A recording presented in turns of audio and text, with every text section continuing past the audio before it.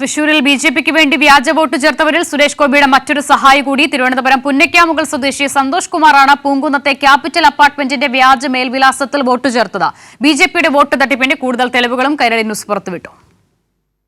ലോക്സഭാ തെരഞ്ഞെടുപ്പിൽ തൃശൂരിൽ ബിജെപി സ്ഥാനാർത്ഥി സുരേഷ് ഗോപിക്ക് വേണ്ടി വ്യാപകമായി വ്യാജ വോട്ടുകൾ ചേർത്തതിന്റെ തെളിവുകളാണ് പുറത്തുവന്നുകൊണ്ടിരിക്കുന്നത്.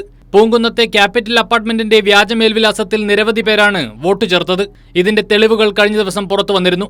പിന്നാലെയാണ് സുരേഷ് ഗോപിയുടെ സന്തത സഹചാരിയായ തിരുവനന്തപുരം സ്വദേശിയും ഇതേ അപ്പാർട്ട്മെന്റിന്റെ വ്യാജ മേൽവിലാസത്തിൽ വോട്ട് ചേർത്തതിന്റെ തെളിവുകൾ കൈരളി ന്യൂസ് പുറത്തുവിടുന്നത്.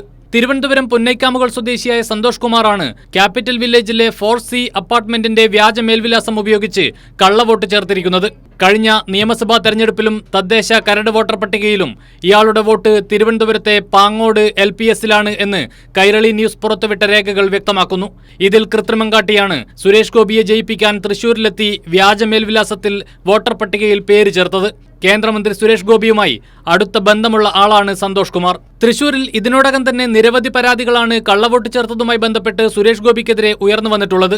പൂങ്കുന്നത്തെ ഹരിശ്രീ സ്കൂളിലെ 30-ാം നമ്പർ ബൂത്തിൽ മാത്രം 53 കള്ളവോട്ടുകൾ ചേർത്തിട്ടുണ്ട്. കൊല്ലത്തെ വോട്ടർമാരായ സുരേഷ് ഗോപിയുടെ സഹോദരൻ സുഭാഷ് ഗോപിയും ഭാര്യയും തൃശൂരിൽ വ്യാജ മേൽവിലാസത്തിൽ വോട്ട് ചേർത്തു.